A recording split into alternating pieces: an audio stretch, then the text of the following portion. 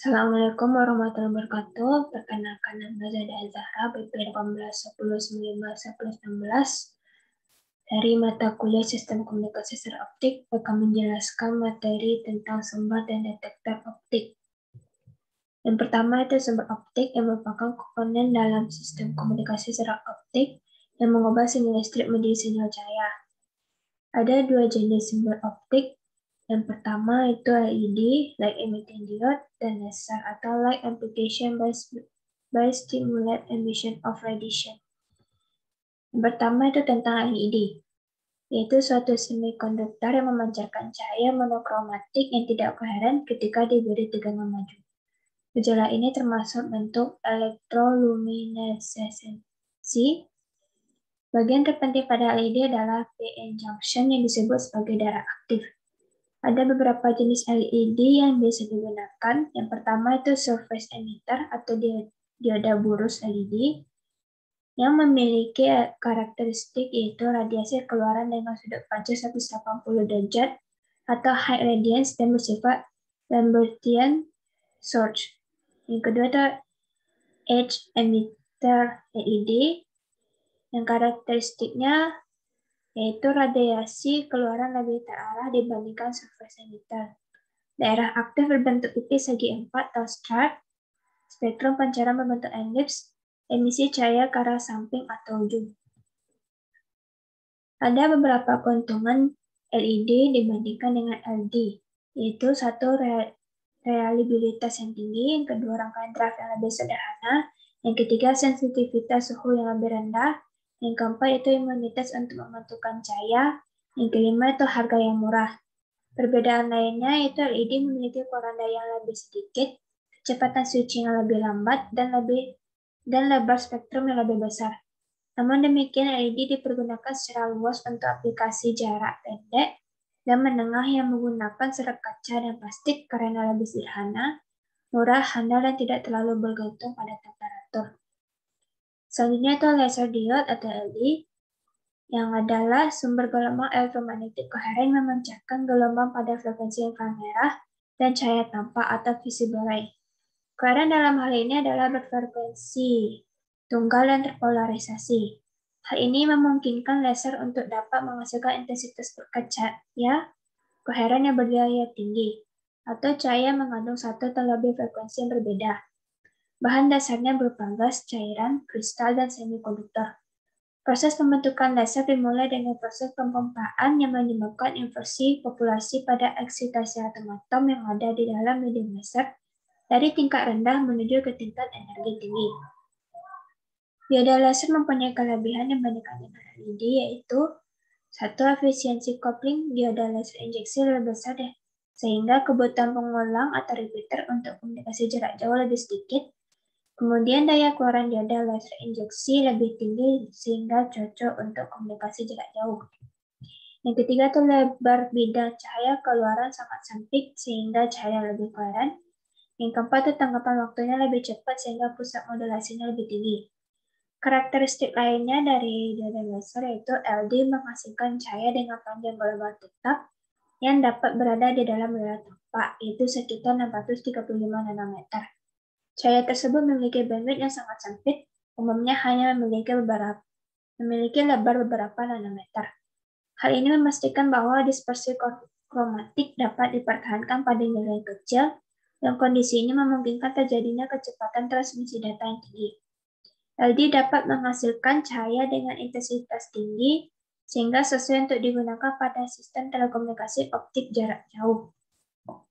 Ada beberapa jenis laser yang bisa digunakan. Yang pertama itu continuous wave atau CW, yaitu laser ini dibangun untuk memancarkan sinyal yang terus-menerus atau kontinu. Hal ini membuat perbedaan mendasar dalam konstruksi. Dalam pengoperasiannya, output dari laser relatif konsisten terhadap waktu. Yang kedua itu vertical cavity surface emitting laser atau VCSEL. Laser ini beroperasi pada 850 nanometer dan sebagian besar adalah multimode. Biaya sangat rendah karena diproduksi dalam volume tinggi untuk aplikasi komunikasi data. Yang ketiga itu Fabry Perot atau FP laser. Laser ini biasa beroperasi pada panjang gelombang 1310 nanometer atau 1550 nanometer dengan beberapa longitudinal mode. Yang keempat itu distribute feedback DFB laser, yaitu beroperasi pada panjang gelombang 1310 nanometer atau 1550 nanometer dengan single longitudinal mode. Biaya lebih tinggi daripada VCSEL atau FP. Selanjutnya itu detektor optik atau fotodetektor, yang merupakan perangkat penerimaan sinyal cahaya pada sistem komunikasi secara optik. Perancangan dan pemilihan perangkat penerima sangat berpengaruh dalam analisis sensitivitas dari besarnya daya optik minimum yang dapat dideteksi oleh fotodetektor. Sebuah detektor optik atau fotodetektor adalah kebalikan dari apa yang dikerjakan oleh bagian pengirim, yaitu sumber optik.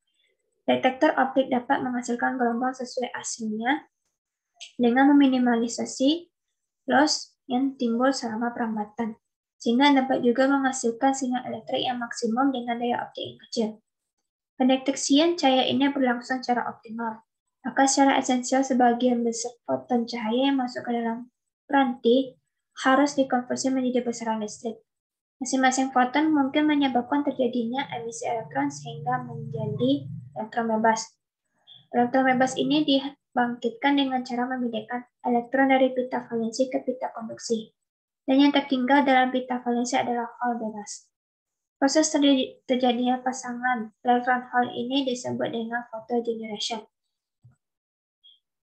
Persyaratan yang harus dimiliki oleh fotodetektor yang pertama mempunyai sensitivitas tinggi pada daerah operasi panjang gelombang. Yang kedua, responnya cepat dalam nanosecond. Yang ketiga, daya yang dihasilkan kecil. Yang keempat, tersedia cukup bandwidth untuk menyalurkan bitrate data yang diterima. Yang kelima, tidak sensitif terhadap perubahan suhu. Yang keenam, secara fisik kompatibel dengan dimensi kabel. Yang ketujuh, mempunyai waktu operasi yang lama dan kedelapan ukurannya kecil. Berdasarkan pada penyebab perubahan besar intensitas cahaya menjadi besaran listrik, yang pertama ada piranti termal atau detektor termal, yang kedua itu piranti foton atau detektor foton. Pada piranti termal, absorpsi cahaya oleh bagian dari piranti yang sensitif terhadap cahaya atau fotosensitif meningkatkan temperatur atau konduktivitas listrik. Keluaran detektor termal sebanding dengan jumlah energi yang diserap per satuan waktu oleh detektor. Proses absorpsi pada detektor foton menyebabkan secara langsung pada parameter kuantum atau emisi fotolistrik elektron dari permukaan. Keluaran detektor ditunjukkan oleh laju absorpsi kuanta cahaya dan bukan pada energinya. Beberapa perbedaan sifat detektor termal dan detektor foton ditunjukkan pada tabel di bawah ini. Yang pertama, di sini ada parameternya frekuensi respon. Detektor termal itu rendah, pada foton tinggi. Yang kedua, spektral responsinya pada termal lebar atau konstan, pada foton terbatas. Yang ketiga, sensitivitas pada termal rendah, pada foton tinggi. Kemudian pada temperatur operasional, pada detektor termal itu pada kamar. Untuk foton, siogonik. Dan harga pada termal ekonomi, sedangkan pada foton mahal.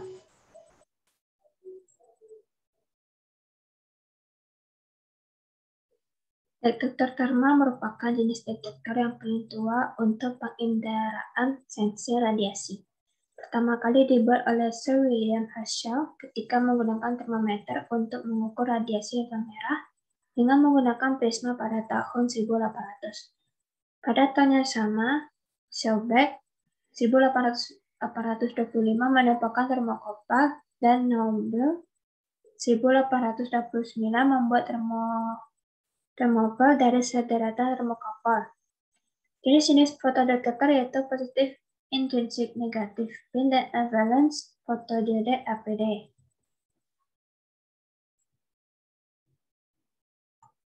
Sama fotodetektor pin atau positif, intrinsic, negatif, di mana prinsip kerja diode pin adalah mengubah energi optik foton yang diterima menjadi arus keluaran berdasarkan fotovoltaik efek. Selain itu, diodapin juga memerlukan bias mundur.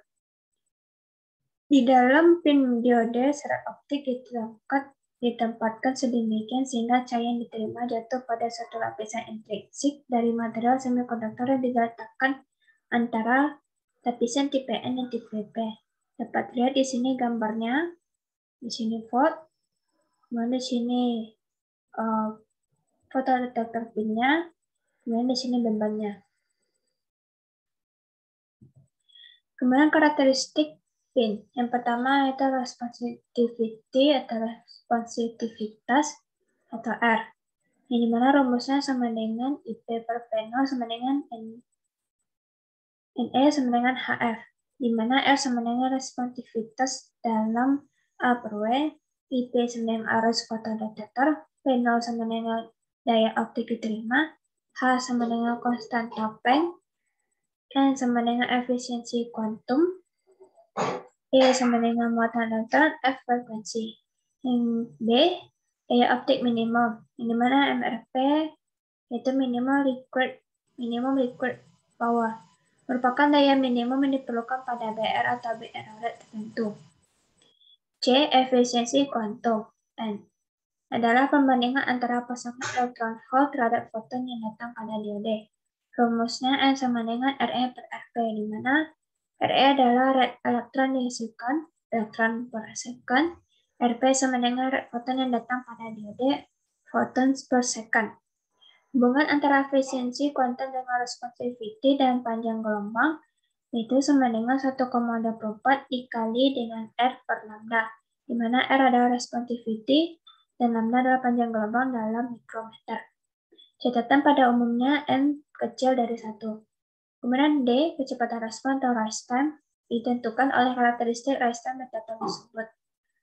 E itu bandwidth adalah frekuensi maksimum yang dapat dideteksi oleh fotodioda, dibatasi oleh waktu respon atau rise time.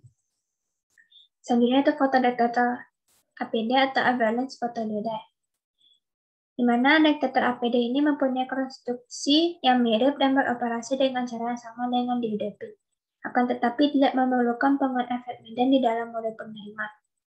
Detektor optik terdiri dari bahan semikonduktor GaAs, gallium arsenide, serat silika quartz, SiO2 dan silika Si receiver. Detektor optik APD ini bekerja dengan reverse bias yang besar.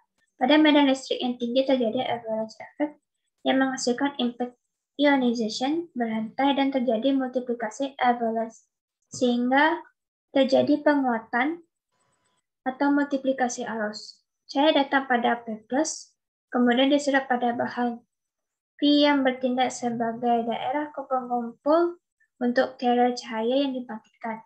Pada waktu foton memberikan energinya, pasangan elektron hole dibangkitkan, yang kemudian dipisahkan oleh medan listrik pada daerah P. Elektron tadi mengalir dari daerah P menuju Pn+ junction di mana terjadi medan listrik yang tinggi.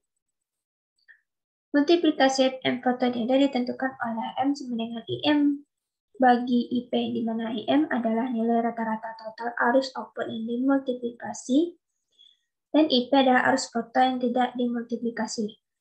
Gain M meningkat jika diberikan tegangan dengan reverse bias, di mana M sama dengan 1/1 dikurang dalam kurung VD per VBR dipangkatkan dengan N, di mana N sama dengan nilai konstan dan VBR adalah tegangan breakdown detektor yang nilainya sekitar 20-500 volt. Kemudian karakteristik fotodetektor APD yang pertama responsivity-nya yaitu RAPD sama dengan RPIN M, di mana M adalah faktor multiplikasi APD dan berharga antara 10-250. Kemudian B adalah panjang gelombang operasi, yaitu lambda sama dengan 1,24 dibagi EGV mikrometer. Kemudian karakteristik dari fotodetektor atau detektor optik. Yang pertama itu absorption. Penyerapan foton di dalam fotodioda menghasilkan fotokaren yang tergantung pada koefisien absorpsi atau alpha cahaya di dalam semiconductor device. Koefisien absorpsi tergantung pada panjang gelombang. Daya yang diserap fotodioda yaitu PABS sama dengan P0 dikali dengan dalam kurung 1 kurang X eksponensial dalam kurung min alfa 0D tutup kurung, di mana PABS adalah daya yang diserap, P0 adalah daya dari FO, D adalah lebar dari aktif region, dan alfa 0 adalah koefisien absorpsi. Berikut gambarnya absorption coefficient dalam cm pangkat minus, kemudian line penetration depth mikrometer, kemudian level mikrometer. Sini dapat lihat ini GE, kemudian di AS, kemudian di sini SI. Kemudian selanjutnya karakteristik fotodetektornya, absorption photocurrent absorption. Fotokaran atau IP dihasilkan oleh cahaya yang datang dari daya optik yang diterima dari FO, di mana IP sama dengan P0 E dikali dalam kurung 1 kurang R per HF, kemudian dikalikan dengan dalam kurung 1 kurang eksponensial dalam kurung min alfa 0D tutup kurung, di mana E sama dengan elektron, R sama dengan koefisien pantulan Fresnel, D sama dengan lebar dari aktif region, dan alfa 0 sama dengan koefisien absorpsi. Hubungan antara PABS, P0, dan efisiensi N adalah N sama dengan PABS per P0. Sekian dan terima kasih. Mohon maaf apabila ada kekurangan atau kesalahan dalam penyampaian, mohon dimaafkan.